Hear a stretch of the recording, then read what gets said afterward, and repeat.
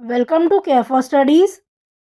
तो आज हम पढ़ने वाले हैं क्लास 9 का यूनिट 2 जो कि है पॉलिनॉमियल्स। तो आज हम पढ़ने वाले हैं एक्सरसाइज 2.4 का क्वेश्चन नंबर 5 और इसके आज हम थर्ड और फोर्थ पार्ट पढ़ेंगे। अगर आपको इसके पहले के 2 पार्ट्स पढ़ने हैं तो उन पर भी हमने वीडियो बनाई है और उसका लिंक मैं यहाँ पर ऊपर दे दूँगी या फिर डिस्क्रिप्शन बॉक्स में भी आपको मिल जाएगा। देखो इस क्वेश्चन में आपको फैक्टराइज करना है x³ plus 13x² plus 32x plus 20 को। अब देखो यहाँ पर आपका जो पॉलिनॉमियल है ये दे रखा है ना, इसे p ऑफ x मान लेते हैं। अब देखो आप यहाँ देखो, सबसे पहले तो x³ के आगे कोई कोएफिशिएंट नहीं है ना, तो सीधे आप इसमें कांस्टेंट टर्म की तरफ चलें। क्या है, 20 दे रखी है। अब इस 20 का आप फैक्टर निकालिए। तो देखो 20 के फैक्टर आप किस तरह निकालोगे, देखो 2 10 ज़ा 20, फिर 2 5 ज़ा 10 और 5 1 ज़ा 5। तो 20 आप 2 इंटू 2 इंटू 5 इंटू 1 इस तरह लिख सकते हैं, है ना। और इन्हीं को रीअरेंज करके आप 20 के फैक्टर्स निकाल सकते हैं। तो मैंने 20 के कुछ पॉजिटिव और नेगेटिव फैक्टर्स यहाँ मेंशन कर दिए हैं। अब देखो इन्हीं फैक्टर्स को आप यहाँ पर ये जो पॉलिनॉमियल है p ऑफ x इसमें पुट करो, और जहाँ भी आंसर 0 आ जाए जिस भी वैल्यू को पुट करके आप ये लिख दो कि ये जो वैल्यू है ये एक फैक्टर बनाएगी, है ना। तो सबसे पहले मैं क्या करूँगी, -1 रख देती हूँ। अब देखो -1 जैसे ही मैंने यहाँ इस वाले पॉलिनॉमियल में रखा तो क्या होगा, इस तरह से वैल्यू आएगी। अब देखो -1 का क्यूब क्या होता है, -1 का क्यूब -1 होगा। 13 इंटू -1 का स्क्वायर ये क्या होगा, ये पॉजिटिव का 13 देगा। फिर 32 मल्टीप्लाइड बाय -1 -32 है, और प्लस 20 एज इट इज़ आप लिख दोगे। अब देखो यहाँ -1 प्लस 13 क्या होता है, ये होता है प्लस का 12, है ना। अब 12 में से 32 माइनस करेंगे तो माइनस का 20 आएगा। माइनस का 20 प्लस 20 0 होता है। आंसर यहाँ 0 आ गया। तो आप क्या कहोगे, आप ये कहोगे कि यहाँ पर ये जो -1 है ये एक फैक्टर बनाएगा। कैसे बनाएगा, देखो x की वैल्यू क्या है, x की वैल्यू है -1। तो ये अगर लेफ्ट साइड आया तो क्या बन रहा है, x प्लस 1। तो आप लिख दोगे कि x प्लस 1 एक फैक्टर है इस पॉलिनॉमियल का।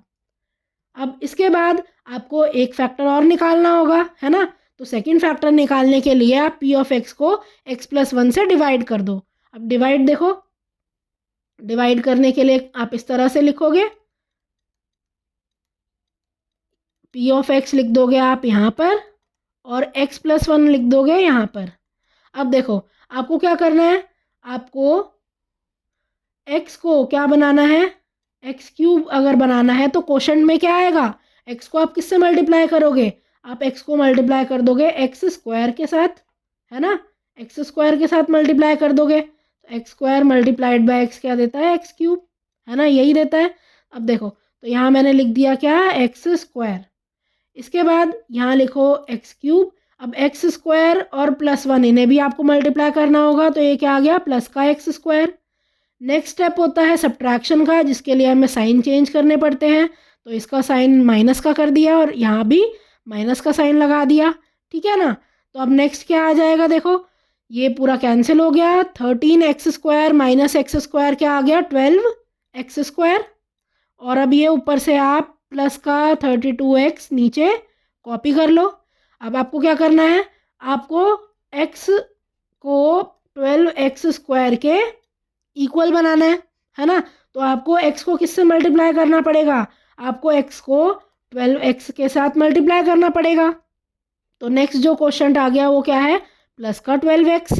अब यहाँ पर लिख दो 12x² और 1 इंटू 12x क्या होगा, प्लस का 12x।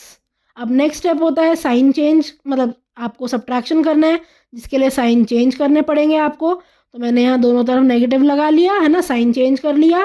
तो अब ये क्या बन जाएगा, ये हो गया कैंसिल। 32x माइनस 12x क्या होता है, 20x, है ना। और अब ये प्लस 20 ऊपर से मैं नीचे यहाँ कॉपी कर लूँगी। अब देखो आपको क्या करना है, नेक्स्ट स्टेप में x को अगर आपको बनाना है क्या, आपको अगर 20x में कन्वर्ट करना है तो आपको x को मल्टीप्लाई करना पड़ेगा किसके साथ, 20 के साथ, है ना। तो यहाँ क्वेश्चन में लिखो आप +20 और यहाँ लिख दोगे 20x प्लस, अब 20 इंटू 1 क्या होता है, 20, ये आ जाएगा। नेक्स्ट स्टेप क्या है, सब्ट्रैक्शन का, जिसके लिए साइन चेंज करेंगे। और अब यहाँ आप देख रहे हो क्या आ गया, रिमाइंडर कुछ भी नहीं बचा, ये दोनों ही टर्म क्या हो गई, कैंसिल हो गई, है ना।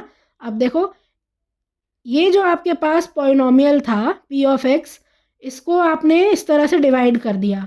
अब आप क्या कर सकते हो, इसे किस तरह लिख सकते हो, देखो आप ये जो आपके पास p ऑफ x था, जो p ऑफ x था उसे कैसे लिख सकते हो, उसे आप लिख सकते हो,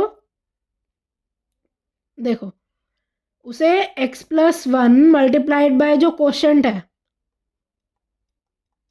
जो कि ये है ना, प्लस में रिमाइंडर, रिमाइंडर क्या है, 0 है, तो लिखो या ना लिखो एक ही बात है ना। तो इस तरह से आप लिख सकते हो, है ना। p ऑफ x को आप x plus 1 multiplied by x square plus 12x plus 20 इस तरह लिख सकते हो। तो यही आप यहाँ लिख दोगे, है ना। इसके बाद आप क्या करोगे, अब आपका जो सेकेंड फैक्टर आया है वो आया है x square plus 12x plus 20, जो कि क्या है, एक क्वाड्रेटिक इक्वेशन है। तो इसको अब आप क्या करो, मिडल टर्म स्प्लिट से इसे आप और ज़्यादा फैक्टराइज कर सकते हो। तो देखो आपको अब प्लस माइनस करके क्या लाना है, आपको प्लस माइनस करके लाना है 12, और मल्टीप्लाई करके क्या आना चाहिए, 20 आना चाहिए। तो 20 के आप फैक्टर निकालो, 20 के क्या फैक्टर निकलते हैं, देखो 2 10 ज़ा 20, 2 5 ज़ा 10 और 5 1 ज़ा 5। तो 20 के आप फैक्टर 2 इंटू 5 लिख सकते हो। अब आप इसे इस तरह से रीअरेंज करो कि प्लस या माइनस करके 12 आए। तो देखो मैंने अगर एक फैक्टर ले लिया, क्या मैंने अगर एक फैक्टर ले लिया 2, और बाकी मैंने इन्हें आपस में मल्टीप्लाई करा, क्या आएगा, ये आ गया 2 और ये आ गया क्या, 10। अब देखो इन दोनों को मल्टीप्लाई करके क्या 20 आ रहा है, बिल्कुल आ रहा है, तो पहली कंडीशन सेटिस्फाई हो गई। अब क्या इन्हें ऐड या सब्ट्रैक्ट करके 12 आ रहा है, तो हाँ बिल्कुल इन्हें ऐड करके क्या आ रहा है, 12 आ रहा है, तो सेकंड कंडीशन भी यहाँ सेटिस्फाई होती है। तो मैं यहाँ पर 12x को 2x प्लस 10x की तरह लिख सकती हूँ, है ना, इस फॉर्म में लिख सकती हूँ। तो मैंने वही किया है, जो 12x है उसे 2x और 10x के सम की तरह लिखा है, तो ये वही किया है। अब यहाँ आप 2x पहले लिखो या 10x पहले लिखो, कोई फ़र्क नहीं पड़ता।